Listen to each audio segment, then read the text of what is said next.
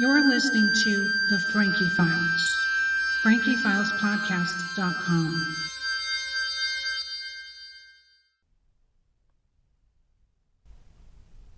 Hey everybody! Just a little reminder about the changes that are going on. The Frankie Files Tuesday episodes will resume full editing and presentation on February of 2023. Meanwhile, I have opened the Frankie Files Explicit section. That's available either on Patreon or Acast Plus. We're going to air 2 hot for mainstream episodes there. I've been holding back. Meanwhile, enjoy this, one of our live Reddit talks.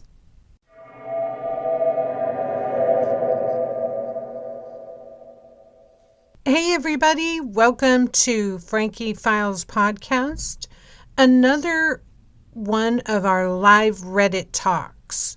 During October and November of 2022, I did a series of talks where people could join, and I had a wonderful drop-in. His name is Ayub Nahil. You can hear me calling him Nahil in this, but his name is Ayub, A-Y-O-U-B. And he spoke about being introduced to Steve Hassan's materials, one of the cult experts who has been around a long time doing what he's doing, and he was a survivor of the Moonies. He's going to bring us some information on Islam, on various sects, on various materials you can read about the variety of the religion, and some healthy thinking on doing your own research. Welcome to live Reddit chat, one of our very earliest episodes.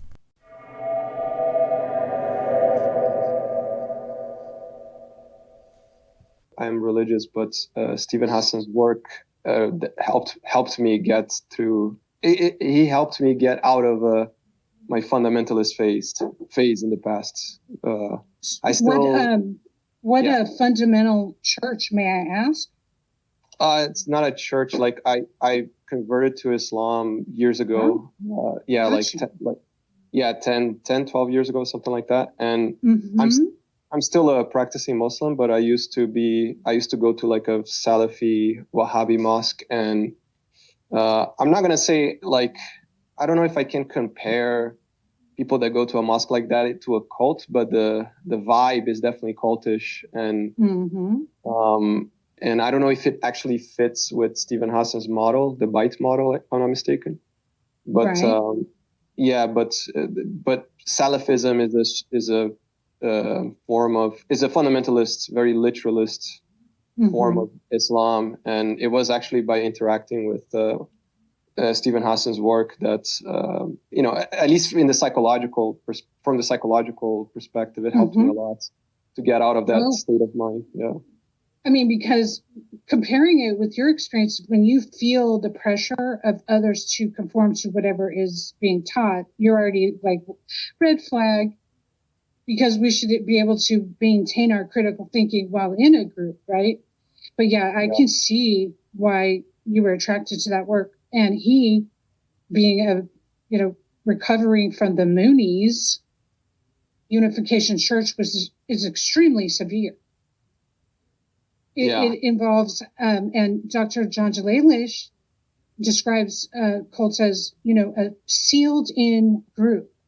And so when you're saying that you don't feel that with your current practice, but when you did in this other sect,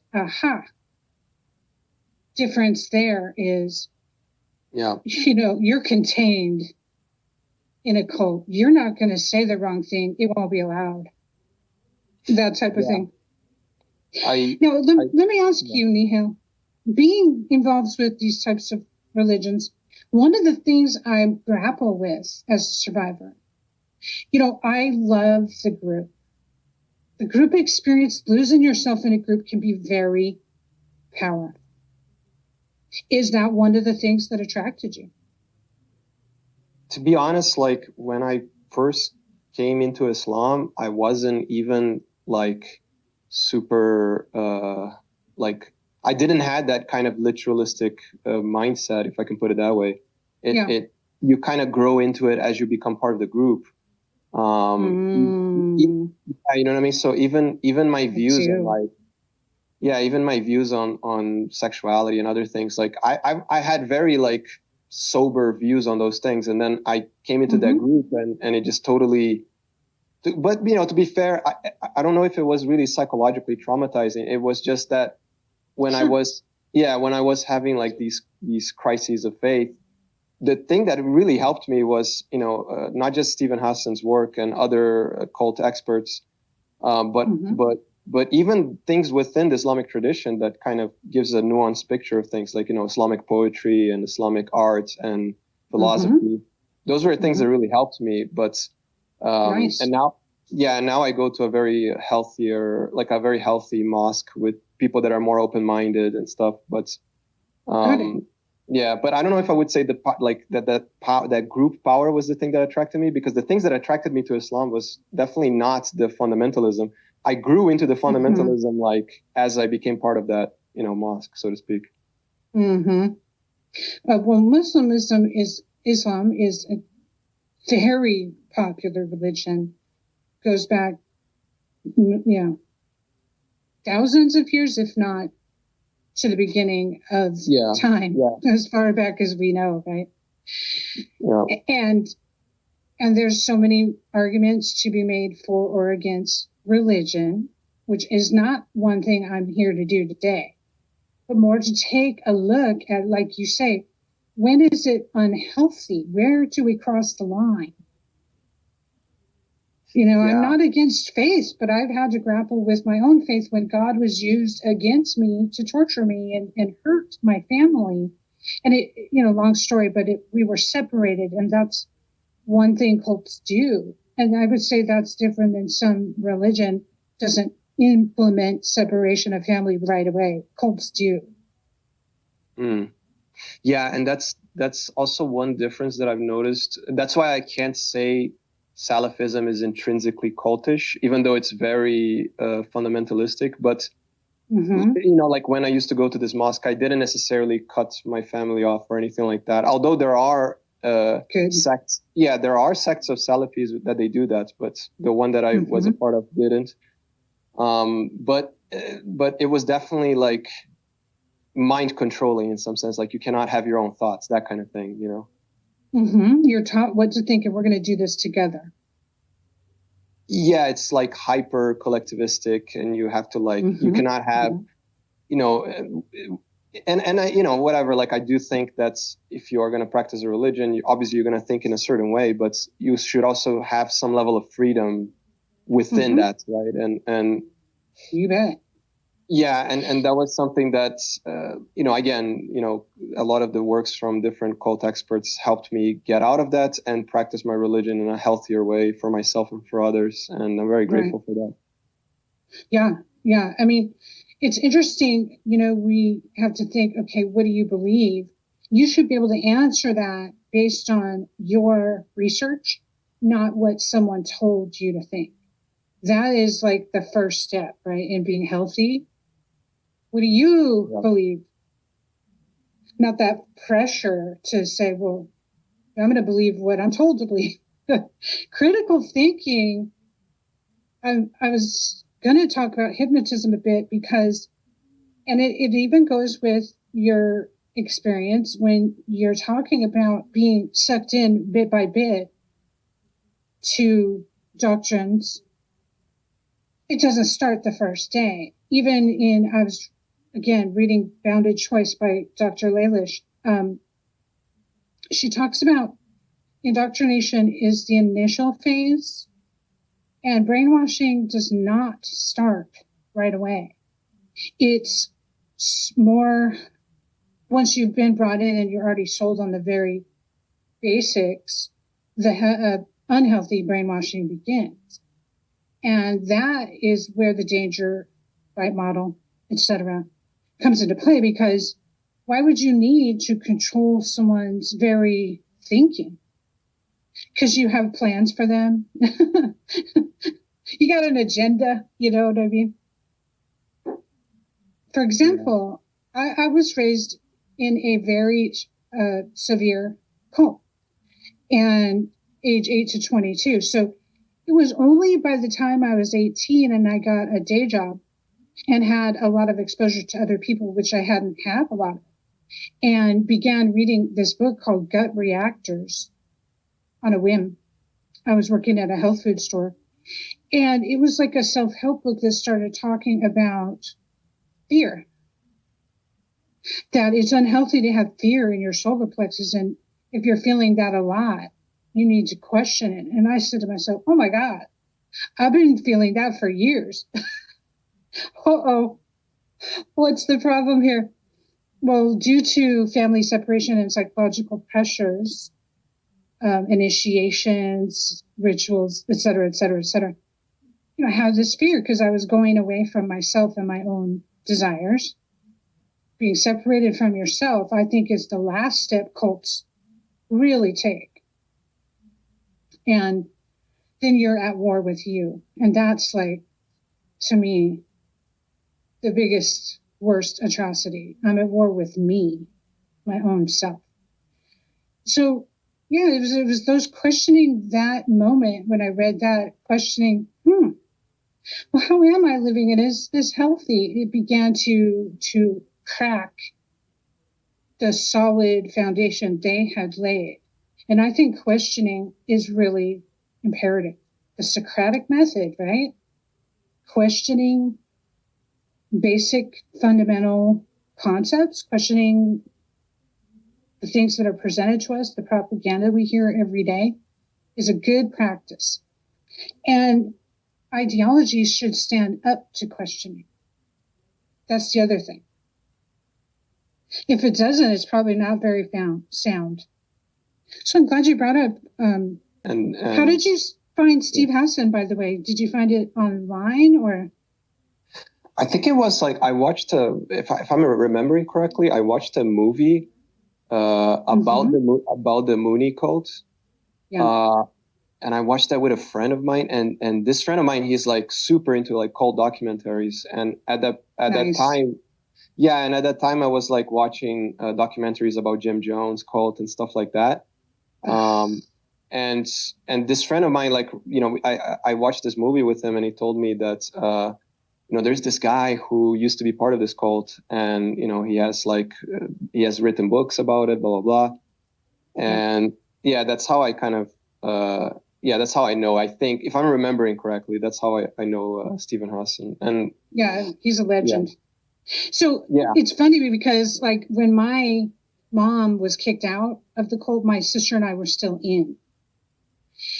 And then we were separated later too. But when she was out, she found this group. This is back in the 80s. There was less help available, but there was this group called Cult Awareness Network. And guess who she got to go speak at a lecture? Steve Hassan. He was there. Yeah. And she was like, I need to get my kids out. What do I do? And he's like, well, first start with reading this book. And he gave her a bunch of really good advice. And, his story is insane because I talk about it a little in my last episode, 28, where we break down one of his mentors, which was Robert J. Lifton. He's done he's in his 90s. He's done a lot of work on survivor mentality of all types of Holocausts. And in it was really cool. And Steve Hassan was physically rescued by his parents from Moonies in transition to go back to the group. He was taken into a van and deprogrammed. I remember him on the Breakdown podcast. I was listening to that. He was on there. And I can never say her name. But anyway, he was telling it. He was telling this story. And it was pretty stunning because, he was a college-age student. And he was so enraptured in this cult. It was quick. It was very quick. They moved him into the inner circle and all this stuff. So he gets kidnapped and he's wanting to do harm to his dad. He thinks back to it and he's like, what's going on? what has this turned me into? That alone started helping him realize what was happening, the severe indoctrination. But we get into these mindsets that are so real at the time. And then you look back and go, how could I ever believe that? How could I ever behave this way? Well, it made sense at the time. And the Moonies are in the news recently because you've probably followed this, but the Abe shooting in Japan. Oh yeah, I've heard. Yeah, there's a connection, right, between. Check this out. Yeah. See if you've heard the lineage of how this went. This man made a homemade gun because there's like no guns in Japan, very few. He arrived at this dignitary's speech and shot him dead. Everyone's like, wow, what is going on? What is the motivation? As usual, right? And it's coming out in dribbles and reports. His mother gave $700,000 to the Unification Church, the Moonies. It ruined their family's finances. Wow. Devastated the family's finances. And he couldn't get her to stop. They kept, giving the pressure for donations, etc. Mm-hmm. A lot of bullying takes place in donations in cults. A lot. You're going to go to hell if you donate, all these types of things. So she clearly felt the need to do it. And later, he couldn't handle it anymore. I do not condone violence, but I also see that this was 20 years of anger. When he shot this particular guy because he is the previous prime minister or whatever their president's name is, who met with the Unification Church in South Korea and brought it to Japan. And that's where his mother met the Unification Church and gave them basically all their money. His life's, college fund, everything. And now you got a shooting. Sad but true. And Unification Church had been under investigation because people asked for refunds. They were dissatisfied with what was going on, and they weren't giving them the refunds. They were put on a compliance program. So this was not new. This was a known issue with appropriation of funds and their members, and that it's really come to light now. Then, as if the story isn't wild enough, turns out the man who was shot, Abe, his brother is in office. It's being revealed he's got ties to the Unification Church too. So yeah, I'd say keep an eye on that story. It is thickening. It is definitely coming to light. It wasn't also like, I've heard that there were members of the Unification Church, like Moonies, who were present at the storming of the Capitol in the U.S. I did hear that too. Well, yeah. One of the things, I know I haven't read it yet, but The Cult of Trump, which Steve Hassan wrote, deals with some of this. And, the whole Second Amendment movement that Trump's people embrace, I believe they're finding a similar ideology in the Moonies. The Unification Church believes in arming against the government. It's a religious militia. Yeah, it's like straight up.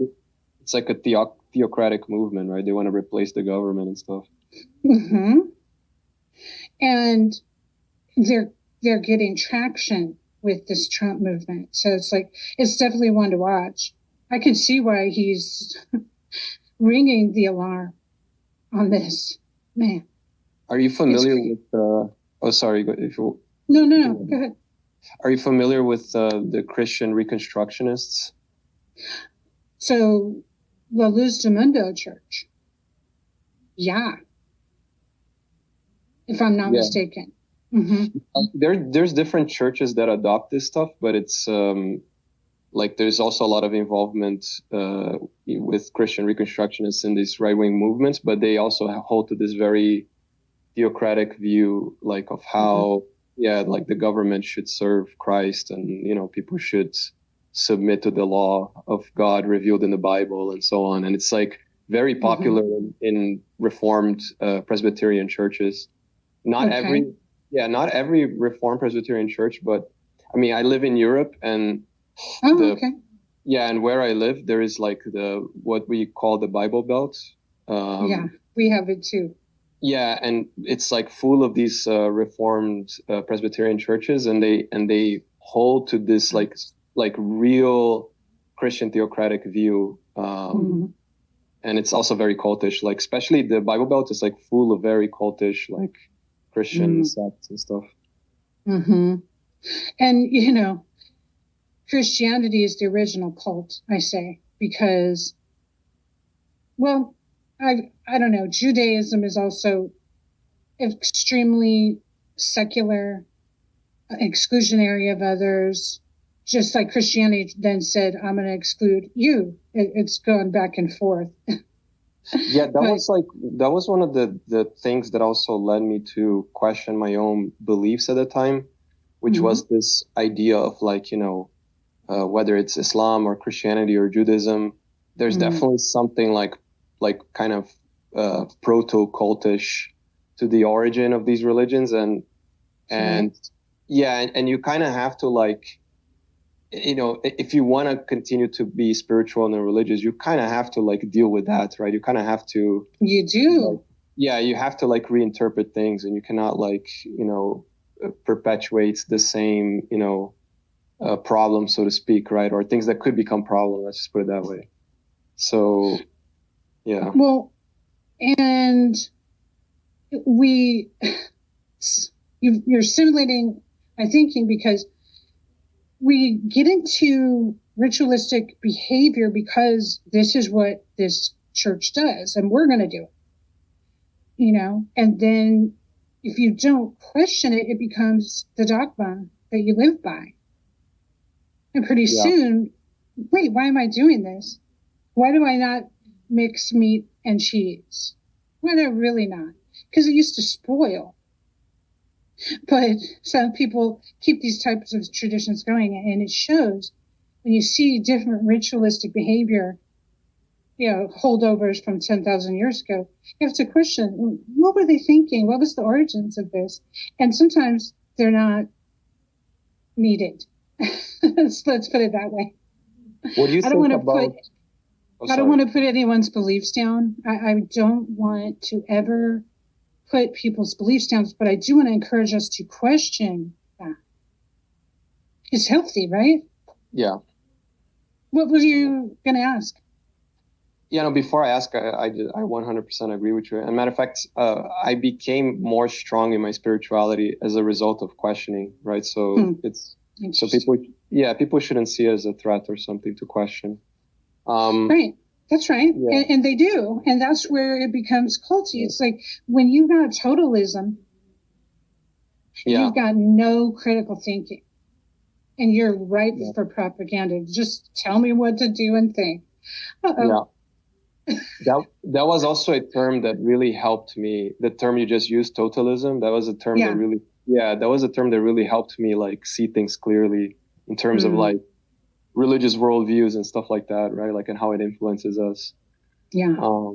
It's like, what place does totalism have in the church? None. It should not have any. It's like, if we're all in this together, looking towards a higher power, then we're all equal, right? But I think the real, and okay, now we're going to get into some nitty gritty here. I recommend this book. Let me get it. This book has blown me away. It's written by two religious studies teachers that are high school teachers, so it's not too brainy for me. Like, I like it because it's in layman's terms. The book is called All You Want to Know But Didn't Think You Could Ask, and Religions, Cults, and Popular Beliefs. They even get into vampirism. It's crazy. So it's written by De Vega and Garkey, and Garkey is spelled Gaurkee. Now, I really love this book because it's a sweeping view of each religion, and there's charts in there on what's believed. And for this podcast and for other reasons, I've been studying this book. It gets pretty interesting. When you put religions and compare them to each other, you start to see certain trends. Questioning the idea that one person says, I went and I talked to God and I have everything you need now. Put down your thinking caps. I got you. No, I'm not going to do that any longer. And so that, that whole concept. And by the way, if you check out this book, you'll see that many religions are based into one guy, seer or prophet, going into a cave, doing some mescaline. No, I don't know. That's humor. I don't know what they do, but they go into the cave and they have a vision. They, like, Abraham, like many prophets, and they come back and they give what they saw to the people. Fact. I can question that because you're a human. You can't you can't tell me you saw God because I wasn't there to witness it, but I could believe you. And I can also question everything you say. That's my right as a human. And that's where I'm at.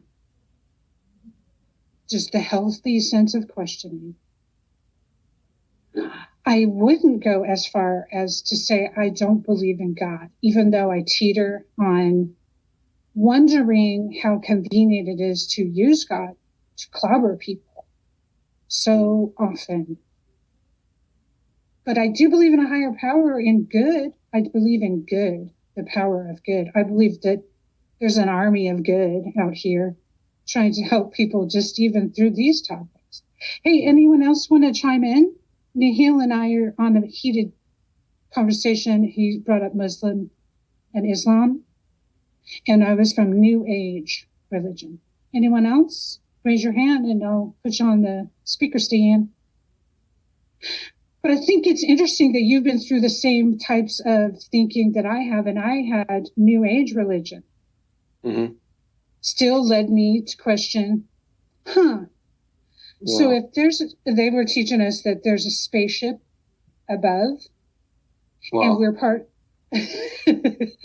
exactly, and we're part of the 144,000. Let me ask a question, cult math. If we're all part of the 144,000, how does that work? Because there's only 144,000. Isn't that kind of like a Heaven's Gate type cult or something like that, or is it similar? Yes, it is similar. And that's why I'm studying for this next podcast, number 29 on Tuesday.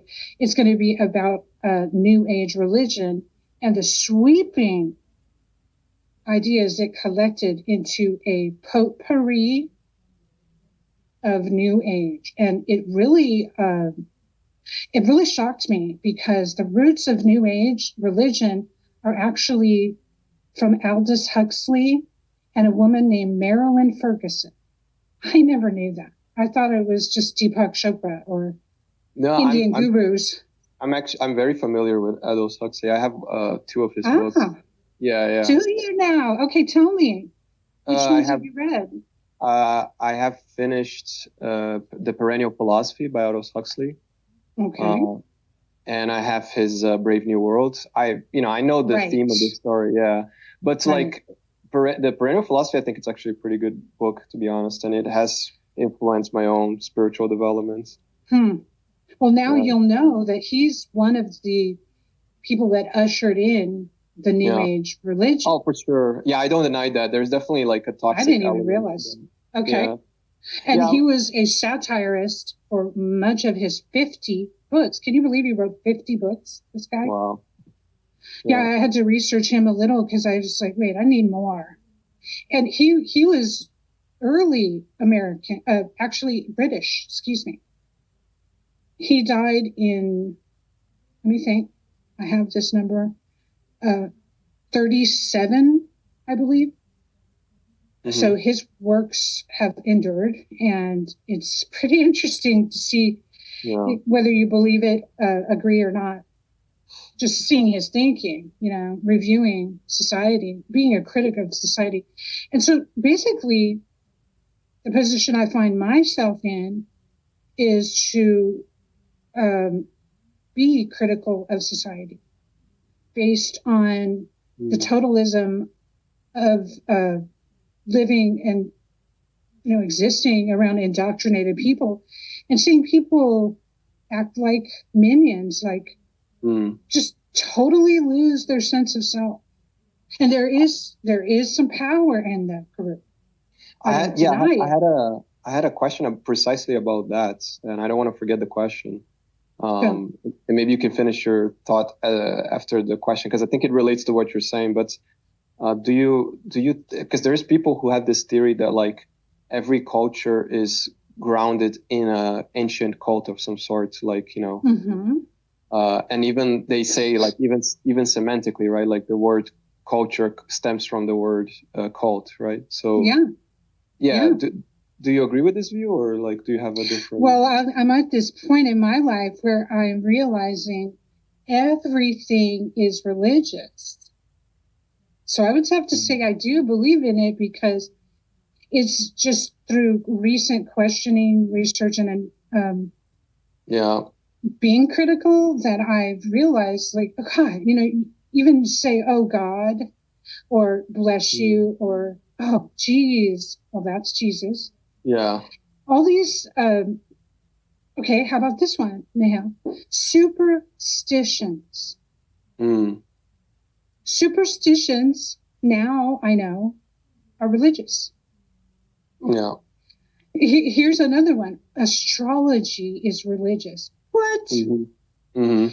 I was like, wait, I thought astrology was this modern, concocted thing. Guess what?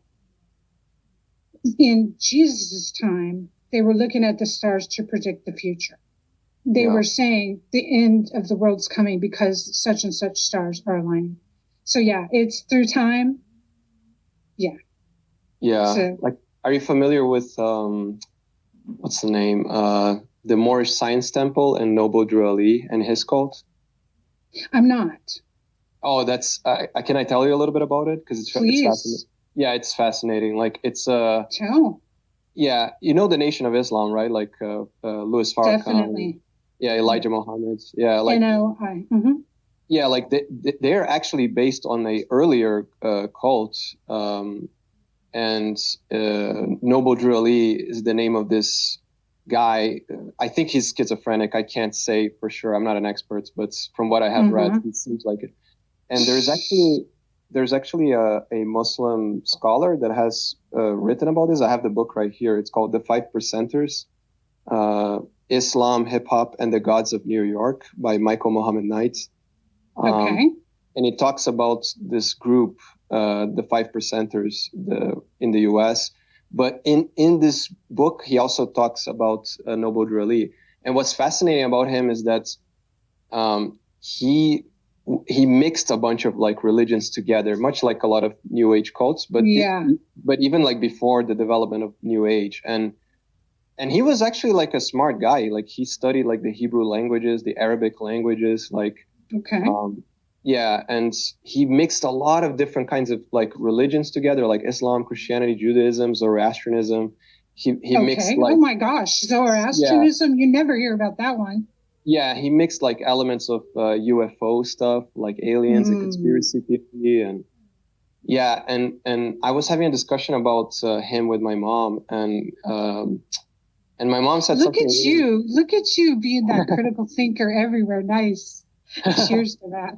I love it. Yeah, and my mom was like, my mom is also religious, but she's a Christian, right? She's not a Muslim, so.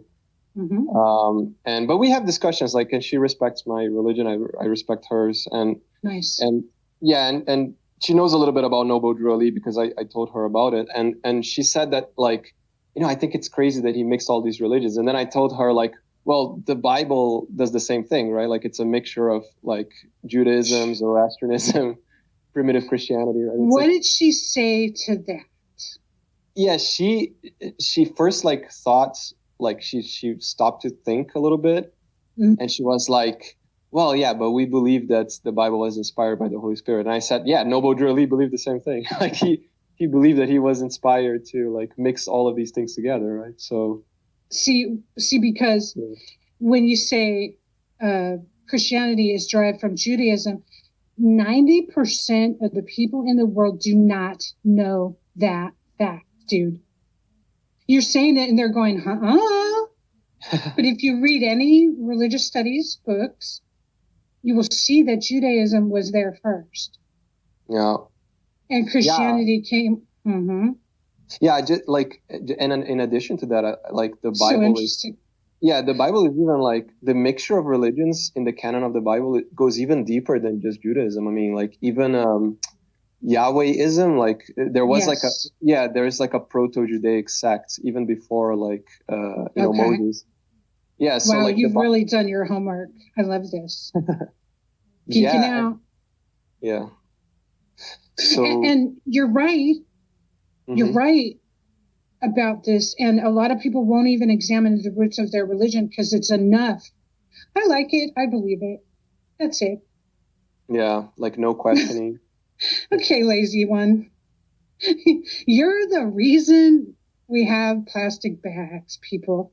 No, I'm just kidding. But the thinking, let's see, recent speaking lectures on various podcasts by a Dutch scholar was talking about mass formation. And he was saying that one of the things that takes place is mass hypnotism. And in that, we are impressionable. And in being impressionable, we become indoctrinated. And then we no longer question. So he was saying that questioning people helps to break up hypnotism. If you can simply use critical thinking and say, okay, I'm really glad that this type of belief works for you. How about, why is this? I can't think of a specific because we're kind of going through so many religions right now, but love is one cult. How come you're the mother God and you are an alcoholic, you use meth, and you scream at your followers? Why is this okay? Hashtag because God, right? I see some of you are using the chat, and I was wondering, Nahil, because this is on replay too. If you could chat the name of that guy you were just telling me about. Yeah, sure. Because it's a hard one to spell. Yeah. Should I also, like, give you the title of the book I just mentioned? Or? Yes. Yeah. Okay. Por favor. That would be so awesome, because the more I learn, the more I understand about us humans. That's awesome. So, guys, this will be available for replay. So Nahil's notes on the text will mention that book he was speaking of. And, I'm at that point of being a seeker of knowledge. Let's just look at it. Let's not be absolutists and totalists. Let's not have to lock it down. One thing that's so interesting about Robert J. Lifton that really makes my heart sing, he talks about how, I can hear you texting. Good. Oh. Dutifully. Go, Nahil, go.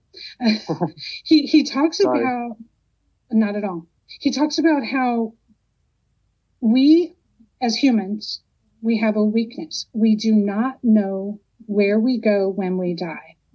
And thus it creates an extreme lust for that knowledge. It creates an extreme desire for that knowledge. When someone comes along and says, listen, I know where we go when we die. Oh, you do? Tell me. And then they present this absolutist view that they've concocted, and people believe them. And the fact is that we don't know. We do not know. Let's be honest. And so that's what sells books. That's what sells self-help books. So that's what sells religion.